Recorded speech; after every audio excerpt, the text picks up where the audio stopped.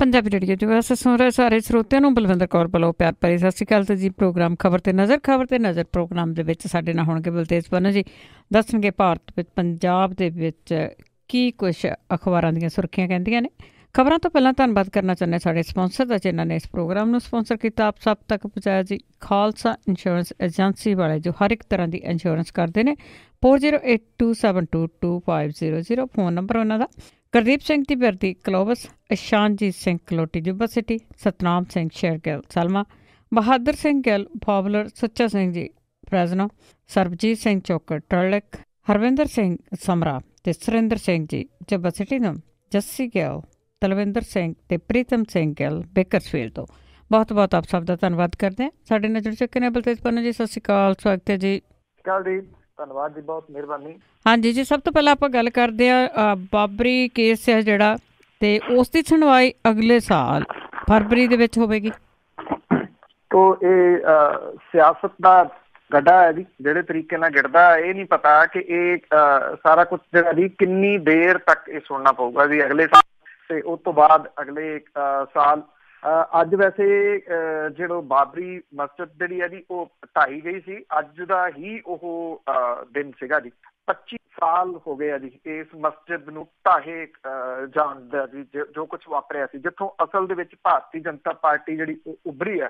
ਕਿਸੇ ਨੂੰ ਭੁੱਲਿਆ ਨਹੀਂ ਹੋਣਾ ਲਾਲ ਕ੍ਰਿਸ਼ਨ ਅਡਵਾਨੀ ਹੋਰਾਂ ਦੀ ਉਹ ਰੱਥ ਯਾਤਰਾ, ਜਿਹੜੀ ਕਿ ਬਾਬਰੀ ਮਸਜਿਦ ਦੇ ਢਾਉਣ ਤੇ ਜਾ ਕੇ ਹੀ ਸਮਾਪਤ ਹੋਈ ਸੀਗੀ ਜੀ।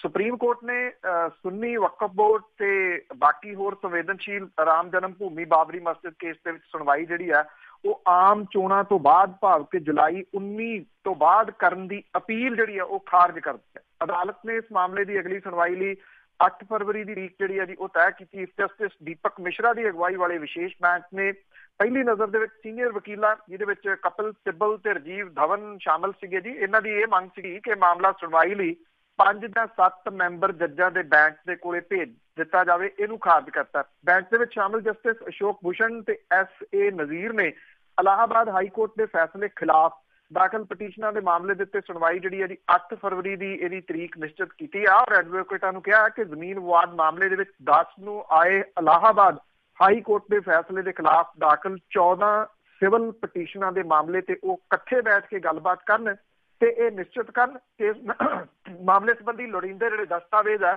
ਉਹਦੇ ਤਰਜਮੇ ਤੋਂ ਬਾਅਦ ਉੱਚ ਅਦਾਲਤ ਦੀ ਰਜਿਸਟਰ ਦੇ ਵਿੱਚ ਨੰਬਰ ਲਵਾ ਕੇ ਇਹਨਾਂ ਨੂੰ ਦਰਜ ਕਰਵਾਇਆ ਜਾਵੇ।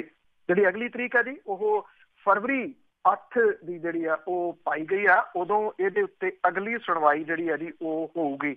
ਜਿਹੜੇ ਵਕੀਲ ਕਪਿਲ ਸਿੱਬਲ ਸੀਗੇ ਜਿਹੜੇ ਪੇਸ਼ ਹੋਏ, ਉਹਨਾਂ ਨੇ ਇਹ ਜਿਹੜੀ ਅਪੀਲ ਕੀਤੀ ਸੀਗੀ ਕਿ ਜਿਹੜੀਆਂ ਅਗਲੀਆਂ ਲੋਕ ਸਭਾ ਦੀਆਂ ਚੋਣਾਂ ਹੋਣੀਆਂ ਉਹਦੇ ਤੋਂ ਬਾਅਦ ਇਹਦੇ ਉੱਤੇ ਜਿਹੜੀ ਆ ਜੀ ਉਹ ਸੁਣਵਾਈ ਕੀਤੀ ਜਾਵੇ, ਉਦੋਂ ਪਹਿਲਾਂ ਨਹੀਂ। ਇਹ ਜਿਹੜੀ ਹੈ ਜੀ ਮੰਗ ਨੂੰ ਠੁਕਰਾ ਦੇਣਾ ਬੜਾ ਇੱਕ ਅਹਿਮ ਪੱਖ ਹੈ ਜੀ ਇਸ ਸੁਣਵਾਈ ਦਾ ਜੀ। ਤੇ ਅੱਗੇ ਆਪਾਂ ਗੱਲ ਕਰਦੇ ਹਾਂ ਕਿ ਕਾਂਗਰਸੀ MLA ਬੜੀ ਚਰਚਾ ਦੇ ਵਿੱਚ ਹੈ, ਥਾਣੇ ਦੇ ਵਿੱਚ ਫੋਟੋ ਕਿਸ ਕਰਕੇ ਉਸ ਦੀ ਲੱਗੀ?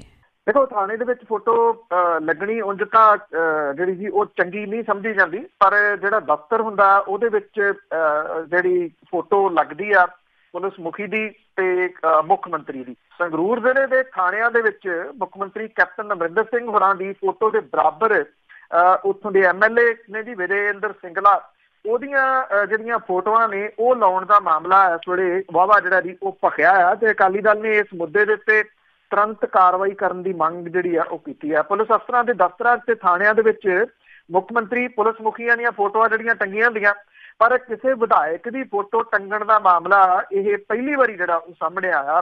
ਸੰਗਰੂਰ ਦੇ ਕਾਂਗਰਸੀ ਵਰਕਰਾਂ ਦੇ ਵੱਲੋਂ ਥਾਣਾ ਮੁਖੀਆਂ ਦੀ ਹਾਜ਼ਰੀ ਦੇ ਵਿੱਚ ਕੰਧ ਦੇ ਉੱਤੇ ਇਹ ਫੋਟੋਆਂ ਜਿਹੜੀਆਂ ਉਹ ਟੰਗੀਆਂ ਗਈਆਂ। ਇਹਦੀਆਂ ਫੋਟੋਆਂ ਜਿਹੜੀਆਂ ਸੀ ਉਹ ਸੋਸ਼ਲ ਮੀਡੀਆ ਦੇ ਵਿੱਚ ਵਾਹਵਾ ਵਾਇਰਲ ਜਿਹੜੀਆਂ ਹੋ ਗਈਆਂ।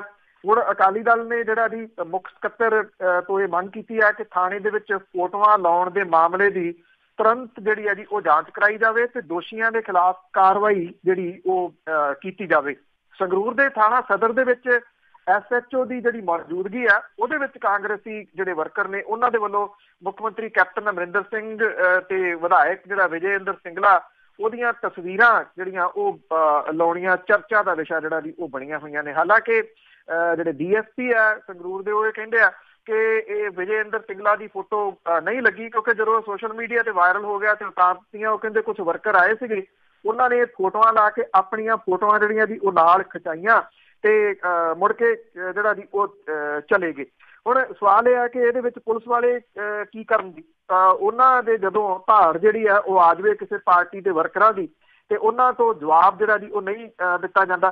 ਹੁਣ ਇਹ ਫੋਟੋਆਂ ਲਾਈਆਂ ਤਾਂ ਗਈਆਂ ਸੀਗੀਆਂ ਜੀ, ਚਾਹੇ ਇਹਦੇ ਉੱਤੇ ਕੋਈ ਸਪਸ਼ਟੀਕਰਨ ਦੇਈ ਜਾਵੇ, ਪਰ ਜਦੋਂ ਮਾਮਲਾ ਸੋਸ਼ਲ ਮੀਡੀਆ ਤੇ ਵਾਇਰਲ ਹੋ ਗਿਆ ਤੇ ਫਿਰ ਇਹ ਜਿਹੜੀਆਂ ਦੀ ਫੋਟੋਆਂ ਉਤਾਰੀਆਂ ਗਈਆਂ ਨੇ। ਪਹਿਲਾਂ ਏਦਾਂ ਦਾ ਕੁਛ ਨਹੀਂ ਜਿਹੜਾ ਦੀ ਆਇਆ। ਇਹ ਤਾਂ ਤੁਸੀਂ ਕਹਿ ਲਓ ਕਿ ਇਹ ਬੇਥਵੀਆਂ ਗੱਲਾਂ ਜਿਹੜੀਆਂ ਨੇ ਉਹਦੇ ਉੱਤੇ ਉਤਰ ਆਏ ਨੇ ਕਿ ਸ਼ਾਇਦ ਜ਼ਿਆਦਾ ਸਮਾਂ ਜਿਹੜਾ ਦੀ ਉਹ ਸੱਤਾ ਤੋਂ ਪਾਸੇ ਰਹੇ, ਇਸ ਕਰਕੇ ਬੜਾ ਤੇਜ਼ੀ ਦੇ ਨਾਲ ਜਿਹੜਾ ਉਹ ਹਰ ਜਗ੍ਹਾ ਦੇ ਉੱਤੇ ਛਾ ਜਾਣਾ ਚਾਹੁੰਦੇ ਨੇ ਜੀ ਕੁਛ ਲੋਕ। ਬਿਲਕੁਲ ਜੀ। ਵੈਸੇ ਥਾਣਿਆਂ 'ਚ ਫੋਟੋ ਤਾਂ ਗੁਆਚਿਆਂ ਦੀਆਂ ਲੱਗਦੀਆਂ ਜਾਂ ਉੱਦਾਂ ਦਾ ਕੋਈ ਕੰਮ ਕੀਤਾ ਹੋਵੇ। ਅਤੇ ਅੱਗੇ ਆਪਾਂ ਵਿਰੋਧੀ ਪਾਰਟੀਆਂ ਦੀ ਆਲੋਚਨਾ ਦੇ ਵਿੱਚ ਰਾਹੁਲ ਗਾਂਧੀ ਦੀ ਪ੍ਰਧਾਨਗੀ ਪੱਕੀ। ਇਸ ਵੇਲੇ ਜਿਹੜੀ ਆਲੋਚਨਾ ਹੈ ਨਾ ਜੀ, ਇੱਕ ਤਾਂ ਚਰਚਾ ਦਾ ਵਿਸ਼ਾ ਬਣੀ ਹੋਈ ਆ। ਜਿਹੜੀ ਪ੍ਰਧਾਨ ਮੰਤਰੀ ਹੋਰਾਂ ਦੇ ਵੱਲੋਂ ਆਲੋਚਨਾ ਜਿਹੜੀ ਆ ਉਹ ਕੀਤੀ ਜਾ ਰਹੀ ਹੈ ਜੀ, ਉਹ ਚਰਚਾ ਦਾ ਵਿਸ਼ਾ ਗੁਜਰਾਤ ਚੋਣਾਂ ਕਰਕੇ ਜਿਹੜਾ ਬਣਦਾ ਖਾਸ ਕਾਰਨ ਹੈ ਜੀ। ਪਹਿਲਾਂ ਸ਼ਹਿਜ਼ਾਦਾ ਕਹਿ ਕੇ ਭੰਡਿਆ ਜਾਂਦਾ ਸੀਗਾ ਰਾਹੁਲ ਗਾਂਧੀ ਨੂੰ, ਅੱਜ ਕੱਲ੍ਹ ਸੁਲਤਾਨ ਜਿਹੜਾ ਦੀ ਉਹ ਕਿਹਾ ਜਾ ਰਿਹਾ। ਇਹ ਕਿਹਾ ਜਾ ਰਿਹਾ ਕਿ ਜਿਹੜਾ ਉਹ ਇਹ ਔਰੰਗਜ਼ੇਬ ਨੁਮਾ ਜਿਹੜੀ ਆ ਉਹ ਸਿਆਸਤ ਹੈ। ਹਾਲਾਂਕਿ ਇਹਦੇ ਉੱਤੇ ਜਿਹੜਾ ਦੀ ਜਵਾਬ ਦੇਣ ਦੀ ਕੋਸ਼ਿਸ਼ ਮਣੀ ਸ਼ੰਕਰ ਅਈਅਰ ਜਿਹੜੇ ਆ ਉਹਨਾਂ ਨੇ ਕੀਤੀ ਆ ਕਿ ਉਸ ਟਾਈਮ ਦੇ ਉੱਤੇ ਜਿਹੜੀਆਂ ਵੋਟਾਂ ਨਹੀਂ ਪੈਂਦੀਆਂ ਸੀ, ਉਹਨਾਂ ਨੇ ਇਹ ਵੀ ਕਿਹਾ ਕਿ ਜਿਨ੍ਹਾਂ ਨੂੰ ਇਤਰਾਜ਼ ਹੈ ਉਹ ਰਾਹੁਲ ਗਾਂਧੀ ਦੇ ਖਿਲਾਫ ਆ ਕੇ ਚੋਣ ਜਿਹੜੀ ਆ ਉਹ ਲੜ ਕੇ ਦੇਖ ਲੈਣ। ਜਿਹੜਾ ਪਰਿਵਾਰਵਾਦ ਹੈ, ਜਿਹੜੀ ਕੁਨਬਾ ਨੂੰ ਅੱਗੇ ਵਧਾਉਣਾ ਦੀ, ਇਹ ਠੀਕ ਹੈ। ਪਰਿਵਾਰਵਾਦ ਜਿਹੜਾ ਦੀ ਉਹ ਭਾਰਤ ਦੀ ਰਾਜਨੀਤੀ ਦੇ ਉੱਤੇ ਇੱਕ ਘੁਣ ਵਾਂਗ ਜਿਹੜਾ ਉਹ ਲੱਗਿਆ ਹੋਇਆ। ਪਰ ਜਿਸ ਤਰੀਕੇ ਨਾਲ ਪ੍ਰਧਾਨ ਮੰਤਰੀ ਆਲੋਚਨਾ ਕਰਦੇ ਨੇ ਉਹਨਾਂ ਨੂੰ ਸ਼ਾਇਦ ਜਿਹੜਾ ਪਰਿਵਾਰਵਾਦ ਹੈ ਉਹ ਇੱਕ ਪਾਰਟੀ ਦਾ ਦੀਦਾ। ਇਹਦੇ 'ਚ ਕੋਈ ਸ਼ੱਕ ਨਹੀਂ ਕਿ ਜਿਹੜੇ ਕਾਂਗਰਸੀ ਨੇ ਉਹਨਾਂ ਨੂੰ ਗਾਂਧੀ ਪਰਿਵਾਰ ਤੋਂ ਬਿਨਾਂ ਕੁਛ ਹੋਰ ਨਹੀਂ ਦੀਦਾ। ਪਰ ਇਸੇ ਪਾਰਟੀ ਦੇ ਸਹਿਯੋਗੀ ਅਕਾਲੀ ਦਲ ਹੋਵੇ, ਸ਼ਿਵ ਸੈਨਾ ਹੋਵੇ, ਉਹ ਇਹਨਾਂ ਨੂੰ ਜਿਹੜੇ ਦੀ ਉਹ ਨਹੀਂ ਦਿਸਦੇ। ਕਰਨਾਟਕਾ ਦੇ ਵਿੱਚ ਪ੍ਰਧਾਨ ਮੰਤਰੀ ਪਿਛਲੇ ਦਿਨ ਜਾ ਕੇ ਆਏ, ਉੱਥੇ ਵੀ ਉਹਨਾਂ ਨੂੰ ਔਰੰਗਜ਼ੇਬ ਨੁਮਾ ਸਿਆਸਤ ਜਿਹੜੀ ਹੈ ਜੀ ਉਹ ਦਿਸੀ ਨਹੀਂ। ਜੰਮੂ ਕਸ਼ਮੀਰ ਦੇ ਵਿੱਚ ਭਾਰਤੀ ਜਨਤਾ ਪਾਰਟੀ ਨੇ ਕਿਵੇਂ ਸਮਝੌਤਾ ਕਰਕੇ ਜਿਹੜਾ ਉੱਥੇ ਸਰਕਾਰ ਬਣਾਈ, ਪਰਿਵਾਰਵਾਦ ਉਹਨਾਂ ਨੂੰ ਉੱਥੇ ਵੀ ਜਿਹੜਾ ਜੀ ਉਹ ਨਹੀਂ ਦਿਸਿਆ। ਹੁਣ ਇਸ ਮਾਮਲੇ ਦੇ ਉੱਤੇ ਇਹ ਹੈ ਜੀ ਕਿ ਅੱਜ ਕੱਲ੍ਹ ਹਾਲਾਤ ਜਿਹੜੇ ਆ ਜੀ ਇਹ ਬਣੇ ਹੋਏ ਆ ਕਿ ਜਿਹੜੇ ਪ੍ਰਧਾਨ ਮੰਤਰੀ ਜੋ ਕੁਛ ਬੋਲਦੇ ਨੇ ਉਹ ਕਿਸੇ ਨਾ ਕਿਸੇ ਮਾਮਲੇ ਦੇ ਵਿੱਚ ਘਿਰ ਜਾਂਦੇ ਆ ਜੀ। ਤੋ ਇਸ ਮਾਮਲੇ ਦੇ ਉੱਤੇ ਵੀ ਉਹ ਘਿਰ ਰਹੇ ਆ। ਸੁਲਤਾਨ ਵਾਲੇ ਮਾਮਲੇ ਦੇ ਉੱਤੇ ਸਵਾਲੀਆ ਚਿੰਨ੍ਹ ਜਿਹੜੇ ਆ ਜੀ ਭਾਰਤੀ ਜਨਤਾ ਪਾਰਟੀ ਦੇ ਉੱਤੇ ਵੀ ਉੱਠ ਰਹੇ ਆ ਕਿ ਕਿਸੇ ਟਾਈਮ ਪਰਿਵਾਰਵਾਦ ਨੂੰ ਜਿਹੜਾ ਜੀ ਖਾਤਮੇ ਕਰਨ ਦੀ ਗੱਲ ਕਰਨ ਵਾਲੀ ਜਿਹੜੀ ਭਾਰਤੀ ਜਨਤਾ ਪਾਰਟੀ ਆ ਉਹਦੇ ਉੱਤੇ ਵੀ ਇਸ ਵੇਲੇ ਪਰਿਵਾਰਵਾਦ ਦਾ ਬਹੁਤ ਵੱਡਾ ਗਲਬਾ ਜਿਹੜਾ ਜੀ ਉਹ ਚੜਿਆ ਹੋਇਆ। ਤੋ ਇਸ ਵੇਲੇ ਜਿਹੜੀ ਕਾਂਗਰਸ ਹੈ ਜੀ ਉਹਦੇ ਪ੍ਰਧਾਨ ਦੇ ਵਜੋਂ ਰਾਹੁਲ ਗਾਂਧੀ ਹੋਰੀ ਇਕੱਲੇ ਉਮੀਦਵਾਰ ਜਿਹੜੇ ਆ ਉਹ ਰਹਿ ਗਏ ਆ।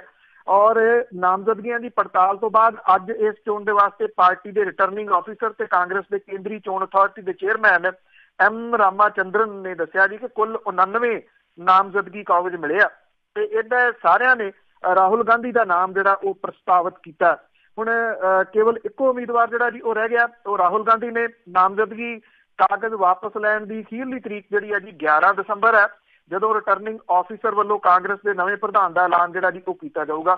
ਵਾਪਸ ਤਾਂ ਕੀ ਲੈਣੇ ਆ ਕਿਸੇ ਨੇ, ਕਿਉਂਕਿ ਭਰੇ ਹੀ ਨਹੀਂ ਗਏ। ਸਿਰਫ ਰਾਹੁਲ ਗਾਂਧੀ ਹੋਰਾਂ ਦਾ ਨਾਮ ਹੀ ਇਸ ਵੇਲੇ ਜਿਹੜਾ ਜੀ ਉਹ ਸਾਹਮਣੇ ਹੈ। ਤਕਰੀਬਨ ਜਨਵਰੀ 13 ਦੇ ਵਿੱਚ ਸੋਨੀਆ ਗਾਂਧੀ ਹੋਰਾਂ ਨੇ ਇਹ ਕਿਹਾ ਸੀਗਾ ਕਿ ਸੱਤਾ ਜਿਹੜੀ ਹੈ ਜੀ ਉਹ ਜ਼ਹਿਰ ਵਾਂਗ ਹੈ। ਔਰ ਉਸ ਤੋਂ ਤਕਰੀਬਨ ਕੁਛ ਦਿਨਾਂ ਤੋਂ ਬਾਅਦ ਜਿਹੜਾ ਸੀਗਾ ਰਾਹੁਲ ਗਾਂਧੀ ਨੂੰ ਮੀਤ ਪ੍ਰਧਾਨ ਜਿਹੜਾ ਉਹ ਬਣਾ ਦਿੱਤਾ ਗਿਆ ਸੀਗਾ। ਔਰ ਹੁਣ ਜਿਹੜਾ ਜੀ ਤਕਰੀਬਨ ਇਹ ਬਿਲਕੁਲ ਤੈਅ ਹੈ ਕਿ ਰਾਹੁਲ ਗਾਂਧੀ ਕਾਂਗਰਸ ਦੇ ਨਵੇਂ ਪ੍ਰਧਾਨ ਦੇ ਵਜੋਂ ਜਿਹੜਾ ਜੀ ਉਹ ਉਭਰਨਗੇ। ਇਹ ਕਿਹਾ ਜਾ ਰਿਹਾ ਕਿ ਕਾਂਗਰਸ ਦੇ ਵੱਲੋਂ ਇੱਕ ਤਾਂ ਜਿਹੜੀ ਗੁਜਰਾਤ ਦੀਆਂ ਚੋਣਾਂ ਦੇ ਵਿੱਚ ਜਿਸ ਕਿਸਮ ਦੀ ਕਾਰਗੁਜ਼ਾਰੀ ਦਿਸ ਰਹੀ ਹੈ ਕਾਂਗਰਸ ਦੀ ਜਾਂ ਰਾਹੁਲ ਗਾਂਧੀ ਦੀ, ਉਹਨੂੰ ਲੱਗਿਆ ਇਹ ਸਹੀ ਸਮਾਂ ਆ ਕਿ ਪ੍ਰਧਾਨਗੀ ਦੇ ਉੱਤੇ ਜਿਹੜਾ ਬਹੁਤੀ ਬੀਜੇਪੀ ਉਧਰ ਰੁਝੀ ਹੋਈ ਆ ਉਹਨੂੰ ਜਿਹੜਾ ਜੀ ਫਿੱਟ ਕਰ ਦੇਣਾ। ਦੂਸਰਾ 2019 ਦੀਆਂ ਜਿਹੜੀਆਂ ਚੋਣਾਂ ਨੇ ਉਹਦੇ ਵਾਸਤੇ ਮੁਲਕ ਦੇ ਲੋਕਾਂ ਨੂੰ ਇਹ ਦੱਸਣ ਦੀ ਕੋਸ਼ਿਸ਼ ਕਰਨੀ ਕਿ ਇੱਕ ਜਿਹੜੀ ਯੁਵਾ ਬ੍ਰਿਗੇਡ ਆ ਉਹ ਕਾਂਗਰਸ ਦੇ ਵਿੱਚ ਸੱਤਾ ਸੰਭਾਲਣ ਦੇ ਵਾਸਤੇ ਤਿਆਰ ਹੈ ਜੀ। ਪਰ ਲੱਗਦਾ ਉੱਥੇ ਹੋਰ ਕੋਈ ਨਿਗਾ ਕਿ ਅੱਗੇ ਆਊਗਾ। ਅੱਗੇ ਆਪਾਂ ਗੱਲ ਕਰਦੇ ਹਾਂ ਚੰਡੀਗੜ੍ਹ ਦੇ ਨੇੜੇ ਤੇੜੇ ਬੜੇ ਮਹਿੰਗੇ ਨਸ਼ਿਆਂ ਦੀਆਂ ਪਾਰਟੀਆਂ ਦਾ ਹੜ੍ਹ ਆਇਆ ਹੋਇਆ। ਬਿਲਕੁਲ ਜੀ, ਐਕਚੁਅਲੀ ਇਹ ਜਿਹੜੀਆਂ ਪਾਰਟੀਆਂ ਨੇ ਇਹ ਪੰਜਾਬ ਦੇ ਕਈ ਰਿਜ਼ੋਰਟਸ ਤੇ ਮੈਰਿਜ ਪੈਲਸਾਂ ਦੇ ਵਿੱਚ ਦੇਰ ਰਾਤ ਤੱਕ ਚੱਲਦੀਆਂ ਨੇ, ਕਿਉਂਕਿ ਚੰਡੀਗੜ੍ਹ ਦੇ ਵਿੱਚ ਸਖਤੀ ਆ। ਇਹਨਾਂ ਨੂੰ ਇਲੈਕਟ੍ਰੋਨਿਕ ਡਾਂਸ ਮਿਊਜ਼ਿਕ ਕਿਹਾ ਜਾਂਦਾ ਜੀ, EDM ਦੇ ਨਾਂ ਦੇ ਉੱਤੇ ਇਹ ਪਾਰਟੀਆਂ ਮਸ਼ਹੂਰ ਹੋ ਰਹੀਆਂ ਨੇ। ਔਰ ਇਹਨਾਂ ਪਾਰਟੀਆਂ ਦੇ ਵਿੱਚ ਬਹੁਤ ਮਹਿੰਗੇ ਨਸ਼ੇ ਦਾ ਦੌਰ ਜਿਹੜਾ ਉਹ ਚੱਲ ਰਿਹਾ। ਔਰ ਇਹ ਪਾਰਟੀਆਂ 3 ਦਿਨ ਤੱਕ ਜਿਹੜੀਆਂ ਉਹ ਚੱਲਦੀਆਂ ਨੇ। ਇਹਨਾਂ ਪਾਰਟੀਆਂ ਦੇ ਵਿੱਚ ਇਕੱਲੇ ਮੇਲ ਮੈਂਬਰ ਦੇ ਸ਼ਾਮਲ ਹੋਣ ਦੇ ਉੱਤੇ ਪਾਬੰਦੀ ਆ, ਸਿਰਫ ਜੋੜੇ ਇਹਨਾਂ ਦਾ ਹਿੱਸਾ ਜਿਹੜਾ ਜੀ ਉਹ ਬਣਦੇ ਆ।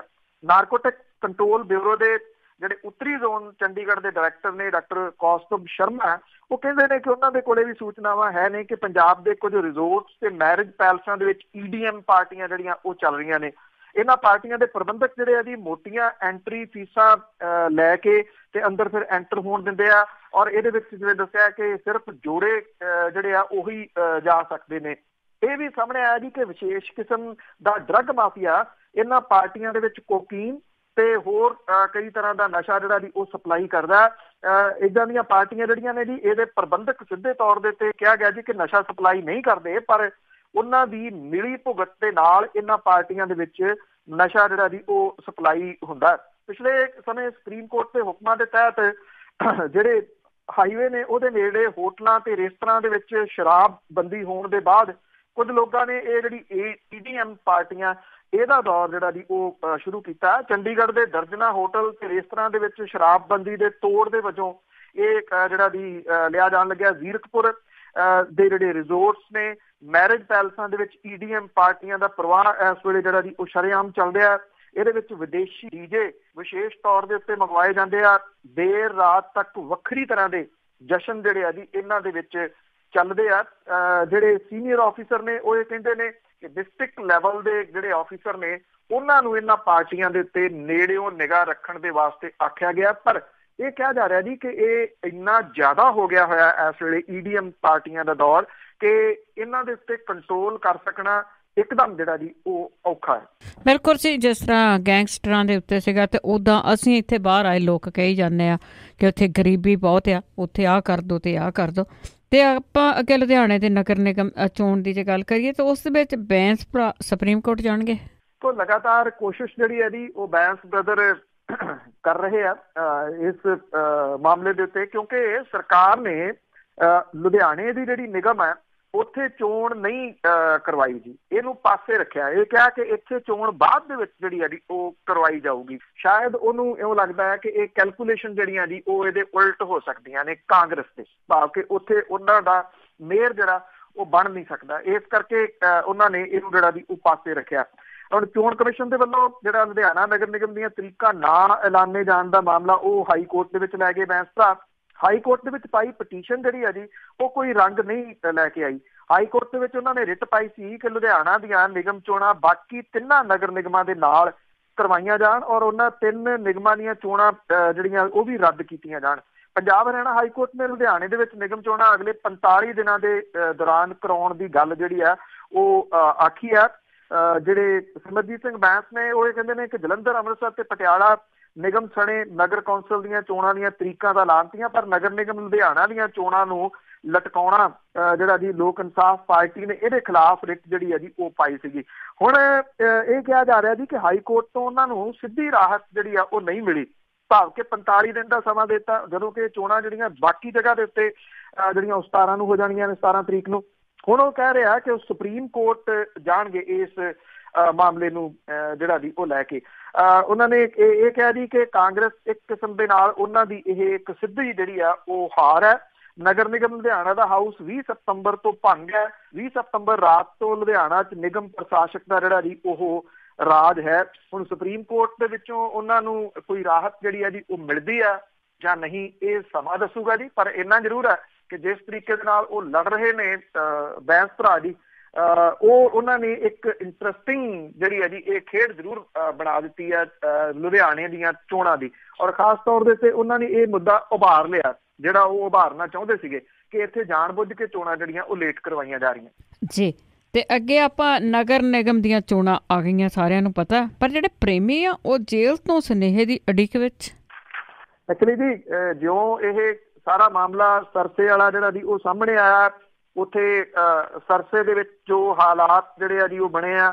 ਕੱਲ ਇੱਕ ਚਿੱਠੀ ਵੀ ਜਿਹੜੀ ਆ ਜੀ ਉਹ ਚਰਚਿਤ ਹੋਈ ਆ, ਜਿਹੜੀ ਹਨੀਪ੍ਰੀਤ ਆ ਉਹਨੇ ਜੇਲ੍ਹ ਜਿਹੜੇ ਅਧਿਕਾਰੀ ਨੇ ਉਹਨਾਂ ਨੂੰ ਚਿੱਠੀ ਲਿਖੀ ਆ ਵੀ ਮੇਰੇ ਕੋਲੇ ਵਕੀਲ ਕਰਨ ਜੋਗੇ ਪੈਸੇ ਹੈ ਨਹੀਂ, ਮੇਰੇ ਜਿਹੜੇ ਅਕਾਊਂਟ ਨੇ ਸੀਜ਼ ਹੋਏ ਆ ਉਹਨਾਂ ਦੇ ਖੋਲ੍ਹਿਆ ਜਾਵੇ, ਮੈਂ ਉੱਥੋਂ ਪੈਸੇ ਜਿਹੜੇ ਜੀ ਉਹ ਕਢਵਾ ਕੇ ਤੇ ਆਪਣਾ ਕੋਈ ਵਕੀਲ ਖੜਾ ਕਰ ਸਕਾਂ, ਕਿਉਂਕਿ ਜਿਹੜਾ ਜੀ ਉਹਦੇ ਖਿਲਾਫ ਚਾਰਜ ਸ਼ੀਟ ਦਾਖਲ ਹੋ ਗਈ ਆ। ਕੱਲ ਨੂੰ ਉਹਨੂੰ ਅਦਾਲਤ 'ਚ ਪੇਸ਼ ਕੀਤਾ ਜਾਣਾ, ਉਹਨੂੰ ਇਹ ਚਲਾਨ ਦੀ ਕਾਪੀ ਜਿਹੜੀ ਆ ਜੀ ਉਹ ਦਿੱਤੀ ਜਾਊਗੀ। ਦੂਜੇ ਪਾਸੇ ਇਹ ਚੋਣਾਂ ਦੇ ਦਿਨ ਹੁੰਦੇ ਆ ਜੀ ਜਦੋਂ ਜਿਹੜੀਆਂ ਸਿਆਸੀ ਪਾਰਟੀਆਂ ਪੰਜਾਬ ਹਰਿਆਣੇ ਦੀਆਂ ਉਹ ਝਾਕਦੀਆਂ ਹੁੰਦੀਆਂ ਸੀਗੀਆਂ ਡੇਰੇ ਵੱਲ ਨੂੰ ਕਿ ਊਠ ਦਾ ਬੁੱਲ ਜਿਹੜਾ ਉਹ ਕਿਹੜੇ ਕਦੋਂ ਡਿੱਗਦਾ, ਕਿਹੜੇ ਪਾਸੇ ਨੂੰ ਜਿਹੜਾ ਉਹ ਡਿੱਗਦਾ, ਤੇ ਉੱਥੋਂ ਇਹ ਐਲਾਨ ਆਉਂਦਾ ਹੁੰਦਾ ਸੀ ਕਰਦੇ ਆ 2 ਦਿਨ ਦਿਓ 3 ਦਿਨ ਦਿਓ, ਤੇ ਅਖੀਰਲੇ ਸਮੇਂ ਦੇ ਉੱਤੇ ਫਿਰ ਸੌਦੇਬਾਜ਼ੀ ਜਿਹੜੀ ਆ ਜੀ ਉਹ ਚੱਲਦੀ ਸੀ ਤੇ ਜਿਹੜੀਆਂ ਵਹੀਰਾਂ ਸੀਗੀਆਂ ਜੀ ਉਹ ਡੇਰੇ ਵੱਲ ਨੂੰ ਘੱਟੀਆਂ ਜਾਂਦੀਆਂ ਹੁੰਦੀਆਂ ਸੀ।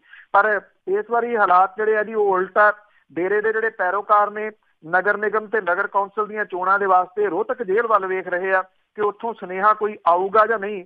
ਮਾਲਵੇ ਖਿੱਤੇ ਦੇ ਵਿੱਚ ਡੇਰੇ ਸਿਰਸੇ ਦੇ ਪੈਰੋਕਾਰਾਂ ਦਾ ਵੋਟ ਬੈਂਕ ਨਗਰ ਨਿਗਮ ਪਟਿਆਲਾ ਦੀ ਚੋਣ ਨੂੰ ਪ੍ਰਭਾਵਿਤ ਕਰਨ ਜੋਗਾ ਹੈਗਾ। ਪਟਿਆਲੇ ਦੇ ਬਾਹਰ ਡੇਰਾ ਸਿਰਸਾ ਦਾ ਨਾਮ ਚਰਚਾ ਘਰ ਵੀ ਹੈਗਾ। ਪਟਿਆਲਾ ਸ਼ਹਿਰ ਦੇ ਵਿੱਚ ਕੋਈ 10,000 ਦੇ ਕਰੀਬ ਡੇਰੇ ਦੇ ਪੈਰੋਕਾਰ ਨੇ। ਸਿਆਸੀ ਆਗੂ ਕਹਿੰਦੇ ਆ ਕਿ ਡੇਰੇ ਵਾਲਾ ਕੰਮ ਤਾਂ ਖਤਮ ਹੋ ਗਿਆ, ਹੁਣ ਉਸ ਪਾਸੇ ਵੱਲ ਝਾਕਣ ਦੀ ਜ਼ਰੂਰਤ ਨਹੀਂ ਹੈ। ਡੇਰਾ ਸਿਰਸਾ ਦੇ ਸਿਆਸੀ ਵਿੰਗ ਦੇ ਚੇਅਰਮੈਨ ਰਾਮ ਸਿੰਘ ਤੇ 45 ਮੈਂਬਰੀ ਕਮੇਟੀ ਦੇ ਮੈਂਬਰ ਗੁਰਮੇਲ ਸਿੰਘ ਨੇ ਇਸ ਮਾਮਲੇ ਤੇ ਗੱਲ ਕਰਨ ਤੋਂ ਪਾਸਾ ਵਟਿਆ ਹੈ ਜੀ। ਅੰਮ੍ਰਿਤਸਰ ਤੇ ਜਲੰਧਰ ਦੇ ਵਿੱਚ ਡੇਰੇ ਪੈਰੋਕਾਰਾਂ ਦਾ ਵੋਟ ਬੈਂਕ ਹੈ ਨਹੀਂਗਾ। ਮਾਲਵਾ ਖਿੱਤੇ ਦੇ ਵਿੱਚ ਤਲਵੰਡੀ ਸਾਬੋ ਹਲਕੇ ਦੇ ਵਿੱਚ ਡੇਰੇ ਦਾ ਵੋਟ ਬੈਂਕ ਤਾਂ ਹੈਗਾ, ਪਰ ਤਲਵੰਡੀ ਸਾਬੋ ਦੀ ਹਦੂਦ ਦੇ ਅੰਦਰ ਵੱਡੀ ਗਿਣਤੀ ਹੈ ਨਹੀਂਗੀ। ਇਸੇ ਤਰ੍ਹਾਂ ਦੇ ਆਗੂ ਜਿਹੜੇ ਨੇ ਜੀ ਡੇਰਾ ਮੁਖੀ ਦੇ ਜੇਲ੍ਹ ਜਾਣ ਮਗਰੋਂ ਡੇਰੇ ਦੀ ਗੱਲ ਕਰਨ ਤੋਂ ਕੰਨੀ ਕਤਰਾਉਂਦੇ ਆ, ਜਦੋਂ ਕਿ ਡੇਰਾ ਸਿਰਸਾ ਸਿਰਫ ਪਟਿਆਲੇ ਦੇ ਵਿੱਚ ਥੋੜਾ ਬਹੁਤਾ ਜਿਹੜਾ ਜੀ ਪ੍ਰਭਾਵ ਰੱਖਦਾ, ਬਾਕੀ ਜਗ੍ਹਾ ਦੇ ਉੱਤੇ ਡੇਰੇ ਦਾ ਵੋਟ ਬੈਂਕ ਜਾਂ ਤਾਂ ਹੈ ਨਹੀਂਗਾ ਜਾਂ ਕੋਈ ਗੱਲ ਕਰਨ ਦੇ ਵਾਸਤੇ ਜਿਹੜਾ ਜੀ ਉਹ ਤਿਆਰ ਨਹੀਂਗਾ। ਡੇਰੇ ਦਾ ਇੱਕ ਆਗੂ ਜਿਹੜਾ ਜੀ ਹੁਣ ਨਾਮ ਨਾ ਛਾਪਣ ਦੀ ਸੂਰਤ ਦੇ ਵਿੱਚ ਕਹਿੰਦਾ ਕਿ ਜੇ ਸੁਨੇਹਾ ਨਾ ਆਇਆ ਤਾਂ ਉਹ ਆਪਣੀ ਜ਼ਮੀਰ ਦੇ ਆਧਾਰ ਦੇ ਉੱਤੇ ਵੋਟ ਦਾ ਇਸਤੇਮਾਲ ਕਰਨਗੇ। ਭਾਵ ਕਿ ਪਹਿਲਾਂ ਜ਼ਮੀਰ ਦੇ ਆਧਾਰ ਦੇ ਉੱਤੇ ਵੋਟ ਦਾ ਇਸਤੇਮਾਲ ਉਹ ਨਹੀਂ ਸੀ ਕਰਦੇ। ਇਹ ਵੀ ਕਿਹਾ ਜੀ ਕਿ ਬਹੁਤੇ ਪੈਰੋਕਾਰ ਇਹ ਕਹਿੰਦੇ ਆ ਕਿ ਉਹ ਸੁਨੇਹਾ ਉਡੀਕਣਗੇ, ਨਾ ਆਇਆ ਤੇ ਫਿਰ ਇੱਕ ਮੁੱਠਤਾ ਦੇ ਨਾਲ ਅਗਲਾ ਜਿਹੜਾ ਜੀ ਉਹ ਫੈਸਲਾ ਲੈਣਗੇ। ਤੇ ਪਤਾ ਨਹੀਂ ਜ਼ਮੀਰ ਕਿੱਥੋਂ ਬਾਏ ਕਰਕੇ ਲਿਆਉਣੀ ਹੈ ਇਹਨਾਂ ਨੇ। ਤੇ ਅੱਗੇ ਆਪਾਂ ਪੰਜਾਬ ਪੁਲਿਸ ਦੀ ਜੇ ਗੱਲ ਕਰੀਏ, ਜਿਵੇਂ ਠੰਡ ਵੀ ਵੱਧਦੀ ਜਾ ਰਹੀ ਆ ਤੇ ਇਹਨਾਂ ਦੇ ਕੋਲ ਜੈਕਟਾਂ ਹੈ ਨਹੀਂ, ਕਹਿੰਦੇ ਲੋਕਾਂ ਦੀਆਂ ਜੇਬਾਂ ਚੋਂ ਹੀ ਲੈਣੀਆਂ ਪੈਣਗੀਆਂ। ਪੰਜਾਬ ਪੁਲਿਸ ਨੇ ਕਰੀਬ 80,000 ਮੁਲਾਜ਼ਮਾਂ ਨੂੰ ਜੀ ਗਰਮ ਜੈਕਟਾਂ ਜਿਹੜਾ ਉਹ ਲੈਣ ਦੇ ਵਾਸਤੇ ਮੁਲਾਜ਼ਮਾਂ ਨੂੰ ਕਾਂਬਾ ਜਿਹੜਾ ਜੀ ਉਹ ਛਿੜ ਗਿਆ, ਕਿਉਂਕਿ ਹਰੇਕ ਮੁਲਾਜ਼ਮ ਨੂੰ ਆਪਣੀ ਜੇਬ ਵਿੱਚੋਂ ਪੈਸੇ ਖਰਚ ਕੇ ਮੌਂਟੀ ਕਾਰਲੋ ਦੀਆਂ ਗਰਮ ਜੈਕਟਾਂ ਖਰੀਦਣ ਦੇ ਹੁਕਮ ਜਿਹੜੇ ਆ ਉਹ ਜਾਰੀ ਹੋਏ ਆ। ਪੁਲਿਸ ਅਫਸਰਾਂ ਦਾ ਇਹ ਜੈਕਟ ਪਲਾਨ ਜਿਹੜਾ ਜੀ ਮੁਲਾਜ਼ਮਾਂ ਦੀਆਂ ਜੇਬਾਂ ਦੇ ਵਿੱਚੋਂ ਕਰੀਬ 11 ਕਰੋੜ ਰੁਪਈਆ ਕੱਢੂਗਾ ਔਰ ਬਹੁਤੀ ਗਿਣਤੀ ਪੁਲਿਸ ਮੁਲਾਜ਼ਮਾਂ ਦੇ ਕੋਲੋਂ ਪੈਸੇ ਭਰਵਾ ਲਏ ਗਏ ਆ ਤੇ ਕੰਪਨੀ ਨੇ ਜੈਕਟਾਂ ਦੀ ਸਪਲਾਈ ਵੀ ਜਿਹੜੀ ਆ ਉਹ ਸ਼ੁਰੂ ਕਰਤੀ ਹੈ। ਪੰਜਾਬ ਪੁਲਿਸ ਦੇ ਪ੍ਰੋਵੀਜ਼ਨਿੰਗ ਵਿਭਾਗ ਦੇ ਵੱਲੋਂ ਜੂਨ ਮਹੀਨੇ ਤੋਂ ਅਫਸਰਾਂ ਨੂੰ ਚਿੱਠੀਆਂ ਭੇਜ ਕੇ ਮੌਂਟੀ ਕਾਰਲੋ ਨੂੰ ਮੁਲਾਜ਼ਮਾਂ ਦੀਆਂ ਜੈਕਟਾਂ ਦਾ ਆਰਡਰ ਦੇਣ ਦੇ ਹੁਕਮ ਜਾਰੀ ਕੀਤੇ ਸੀਗੇ। ਪੰਜਾਬ ਪੁਲਿਸ ਦਾ ਉਦੇਸ਼ ਜਿਹੜਾ ਜੀ ਮਾਸਟਰ ਪੈਟਰਨ ਅਨੁਸਾਰ ਸਾਰੇ ਮੁਲਾਜ਼ਮਾਂ ਨੂੰ ਇੱਕੋ ਜਿਹੀਆਂ ਜੈਕਟਾਂ ਦੇਣਾ ਹੈ।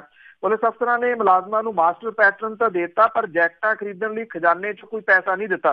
ਪੁਲਿਸ ਮੁਲਾਜ਼ਮਾਂ ਨੂੰ ਪਹਿਲਾਂ ਮਾਮੂਲੀ ਵਰਦੀ ਭੱਤਾ ਦਿੱਤਾ ਜਾਂਦਾ ਹੈ, ਜਿਹੜਾ ਕਿ ਹੁਣ 3 ਵਾਰ ਤੋਂ ਨਹੀਂ ਮਿਲਿਆ ਔਰ ਇੱਕ ਅੰਦਾਜ਼ੇ ਦੇ ਅਨੁਸਾਰ ਪੁਲਿਸ ਮੁਲਾਜ਼ਮਾਂ ਦਾ ਕਰੀਬ 19 ਕਰੋੜ ਤੇ 83 ਲੱਖ ਰੁਪਈਆ ਵਰਦੀ ਭੱਤਾ ਸਰਕਾਰੀ ਖਜ਼ਾਨੇ ਦੇ ਵਿੱਚ ਫਸਿਆ ਪਿਆ।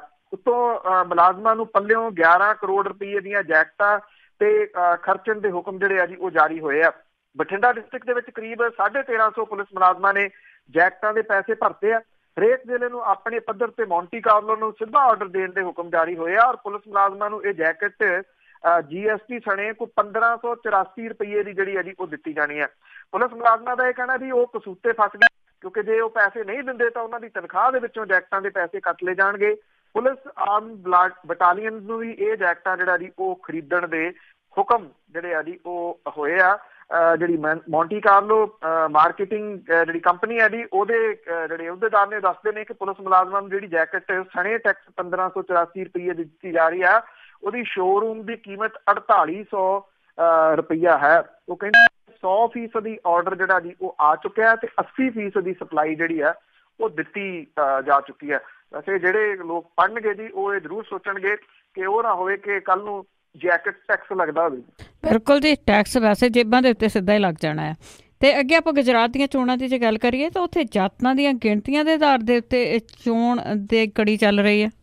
ਤੁਹਾਡੀ ਐਕਚੁਅਲੀ ਜਿਹੜੀਆਂ ਕੈਲਕੂਲੇਸ਼ਨਸ ਨੇ ਜੀ ਸੁਣੀਆਂ ਗੁਜਰਾਤ ਦੀਆਂ ਵੋਟਾਂ ਐਕਚੁਅਲੀ ਉੱਥੇ ਪੈਂਦੀਆਂ ਹੀ ਜਿਹੜੀਆਂ ਜੀ ਇਸ ਜਿਹੜੀਆਂ ਕੈਲਕੂਲੇਸ਼ਨ ਦੇ ਉੱਤੇ ਆਧਾਰਿਤ ਹੈ। ਇਸ ਵਾਰੀ ਜ਼ੋਰ ਕੁਝ ਜਿਹੜਾ ਜੀ ਉਹ ਜ਼ਿਆਦਾ ਲੱਗਿਆ ਹੋਇਆ ਕਿਉਂਕਿ ਪ੍ਰਧਾਨ ਮੰਤਰੀ ਨਰਿੰਦਰ ਮੋਦੀ ਦੀ ਜਿਹੜੀ ਸ਼ਾਖ ਹੈ ਉਹ ਦਾਅ ਤੇ ਲੱਗੀ ਹੈ। ਭਾਰਤੀ ਜਨਤਾ ਪਾਰਟੀ ਦੇ ਪ੍ਰਧਾਨ ਅਮਿਤ ਸ਼ਾਹ ਹੋਰਾਂ ਦੀ ਸ਼ਾਖ ਜਿਹੜੀ ਹੈ ਜੀ ਉਹ ਦਾਅ ਦੇ ਉੱਤੇ ਲੱਗੀ ਹੈ। ਜਾਤ ਆਧਾਰਿਤ ਤੇ ਵੱਡੀਆਂ ਲਹਿਰਾਂ ਉੱਠਣ ਦੇ ਪਿੱਛੋਂ ਵੱਡੀਆਂ ਸਿਆਸੀ ਪਾਰਟੀਆਂ ਦੇ ਵੱਲੋਂ ਇਸੇ ਆਧਾਰ ਦੇ ਉੱਤੇ ਟਿਕਟਾਂ ਵੰਡਣ ਦਾ ਮੁੱਦਾ ਇਸ ਵਾਰੀ ਗੁਜਰਾਤ ਵਿਧਾਨ ਸਭਾ ਦੇ ਵਿੱਚ ਵੀ ਜਿਹੜਾ ਜੀ ਉਹ ਕੇਂਦਰ ਬਿੰਦੂ ਬਣਿਆ। ਭਾਜਪਾ ਤੇ ਕਾਂਗਰਸ ਦੋਵੇਂ ਜਿਹੜੀਆਂ ਨੇ ਜੀ ਉਹਨਾਂ ਨੇ ਚੋਣਾਂ ਦੀ ਟਿਕਟਾਂ ਨੂੰ ਵੰਡ ਨੂੰ ਜਿਹੜਾ ਜੀ ਜਾਤ ਗਣਿਤ ਉਹਨੂੰ ਧਿਆਨ ਦੇ ਵਿੱਚ ਰੱਖਿਆ। ਭਾਜਪਾ ਨੇ ਇਸ ਵਾਰੀ 50 ਪਾਟੀਦਾਰ ਪਟੇਲ ਮੈਦਾਨ ਦੇ ਵਿੱਚ ਉਤਾਰੇ ਆ ਜਦੋਂ ਕਿ ਕਾਂਗਰਸ ਨੇ ਪਾਟੀਦਾਰਾਂ ਨੂੰ 41 ਮੈਂਬਰਾਂ ਨੂੰ ਜਿਹੜਾ ਜੀ ਟਿਕਟਾਂ ਦਿੱਤੀਆਂ ਨੇ। ਸੱਤਾਧਾਰੀ ਪਾਰਟੀ ਜਿਹੜੀ ਹੈ ਜੀ ਉਹਨੇ ਹੋਰ ਪਛੜੀਆਂ ਸ਼੍ਰੇਣੀਆਂ ਦੇ 58 ਉਮੀਦਵਾਰਾਂ ਨੂੰ ਟਿਕਟ ਦਿੱਤੀ ਹੈ ਜਦੋਂ ਕਿ ਮੁੱਖ ਵਿਰੋਧੀ ਧਿਰ ਕਾਂਗਰਸ ਨੇ ਇਹਨਾਂ ਸ਼੍ਰੇਣੀਆਂ ਦੇ 62 ਉਮੀਦਵਾਰਾਂ ਨੂੰ ਨਾਮਜ਼ਦ ਕੀਤਾ। ਕਾਂਗਰਸ ਨੇ 14 ਦਲਿਤਾਂ ਨੂੰ ਕਿਸਮਤ ਅਜਮਾਉਣ ਦਾ ਮੌਕਾ ਦਿੱਤਾ ਜਦੋਂ ਕਿ ਭਾਜਪਾ ਨੇ 13 ਦਲਿਤਾਂ ਦੇ ਉੱਤੇ ਦਾਅ ਖੇਡਿਆ। ਜਿਹੜੇ ਸਿਆਸੀ ਕੈਲਕੂਲੇਸ਼ਨ ਦਾ ਹਿਸਾਬ ਕਿਤਾਬ ਜਿਹੜਾ ਜੀ ਲਾਉਣ ਵਾਲੇ ਨੇ ਜੀ ਉਹ ਇਹ ਕਹਿੰਦੇ ਆ ਕਿ ਵਿਧਾਨ ਸਭਾ ਚੋਣ 4 ਤੋਂ 5% ਵੱਧ ਵੋਟ ਹਿੱਸਾ ਹਾਸਲ ਕਰਨ ਦੀ ਲੜਾਈ ਹੈ ਕਿਉਂਕਿ ਸਿਰਫ 4 ਤੋਂ 5% ਵੋਟਾਂ ਇੱਧਰ ਉੱਧਰ ਹੋਣਾ ਕਾਂਗਰਸ ਲਈ ਮੈਦਾਨ ਮਾਰਨ ਦਾ ਸਬੱਬ ਬਣ ਸਕਦਾ ਹੈ। ਇਹ ਕਿਹਾ ਜਾ ਰਿਹਾ ਜੀ ਕਿ 2007 ਤੇ 12 ਦਾ ਵੋਟ ਹਿੱਸਾ ਜੇ ਦੇਖਿਆ ਜਾਵੇ ਤਾਂ ਕਾਂਗਰਸ ਨੂੰ ਤਕਰੀਬਨ 40% ਵੋਟਾਂ ਪਈਆਂ ਜਦੋਂ ਕਿ ਭਾਜਪਾ ਨੂੰ ਹਰ ਵਾਰ 49% ਵੋਟਾਂ ਮਿਲੀਆਂ। ਹੁਣ ਸਿਰਫ 4% ਜਾਂ 5% ਵੋਟਾਂ ਜਿਹੜੀਆਂ ਜੀ ਇੱਧਰ ਉੱਧਰ ਹੋਣਗੀਆਂ ਕਾਂਗਰਸ ਦੇ ਵਾਸਤੇ ਇਹ ਖਾਸ ਤੌਰ ਦੇ ਉੱਤੇ ਲਾਹੇਵੰਦ ਜਿਹੜਾ ਜੀ ਉਹ ਹੋਊਗਾ। ਭਾਜਪਾ ਦਾ ਰਵਾਇਤੀ ਗੜ੍ਹ ਜਿਹੜਾ ਕੱਛ ਜ਼ਿਲ੍ਹੇ ਦੀ ਮੰਡਵੀ ਸੀਟ ਦੇ ਉੱਤੇ ਕਬਜ਼ੇ ਲਈ ਕਾਂਗਰਸ ਜਿਹੜੀ ਆ ਪੁਰਜ਼ੋਰ ਕੋਸ਼ਿਸ਼ ਕਰ ਰਹੀ ਹੈ। ਇਸ ਸੀਟ ਦੇ ਉੱਤੇ ਕਾਂਗਰਸ ਦੇ ਸੀਨੀਅਰ ਆਗੂ ਸ਼ਕਤੀ ਸਿੰਘ ਗੋਹਿਲ ਦਾ ਸਾਹਮਣਾ ਭਾਜਪਾ ਦੇ ਨਵੇਂ ਚਿਹਰੇ ਵਰਿੰਦਰ ਸਿੰਘ ਜਡੇਜਾ ਦੇ ਨਾਲ ਹੈ। 57 ਸਾਲਾ ਰਾਜਪੂਤ ਆਗੂ ਸ਼ਕਤੀ ਸਿੰਘ ਨੂੰ ਪਾਰਟੀ ਦੇ ਮੁੱਖ ਮੰਤਰੀ ਦੇ ਚਿਹਰੇ ਵਜੋਂ ਵੀ ਜਿਹੜਾ ਜੀ ਉਹ ਦੇਖਿਆ ਜਾ ਰਿਹਾ। ਇਸ ਵਾਰੀ ਜਿਹੜੀ ਗੁਜਰਾਤ ਦੀ ਚੋਣ ਆ ਜੀ ਕਿਉਂ ਲੜ ਰਹੀਆਂ ਨੇ ਦੋਵੇਂ ਪਾਰਟੀਆਂ ਜਿਵੇਂ ਮੁਲਕ ਦੇ ਉੱਤੇ ਕਬਜ਼ਾ ਕਰਨ ਦੀ। ਬਿਲਕੁਲ ਜੀ, ਇਸ ਦੇ ਉੱਤੇ ਬਹੁਤ ਨਜ਼ਰਾਂ ਟਿਕੀਆਂ ਹੋਈਆਂ। ਬਹੁਤ ਬਹੁਤ ਧੰਨਵਾਦ ਬਲਤੇਜ ਪੰਨੂ ਜੀ। ਮਿਹਰਬਾਨੀ ਜੀ, ਧੰਨਵਾਦ। ਸਤਿ ਸ਼੍ਰੀ ਅਕਾਲ ਜੀ। ਤੇ ਸਰੋਤੇ ਸਨ ਬਲਤੇਜ ਪੰਨੂ ਜੀ ਸਾਡੇ ਨਾਲ ਜੁੜਦੇ ਨੇ, ਕਰਦੇ ਨੇ ਖਬਰਾਂ। ਹੁਣ ਇਸੇ ਦੇ ਨਾਲ ਅੱਜ ਦਾ ਬੁਲਟਨ ਇੱਥੇ ਹੀ ਸਮਾਪਤ। ਬਲਵਿੰਦਰ ਕੌਰ ਵੱਲੋਂ ਆਪ ਸਭ ਨੂੰ ਹੀ ਪਿਆਰ ਭਰੀ ਸਤਿ ਸ਼੍ਰੀ ਅਕਾਲ।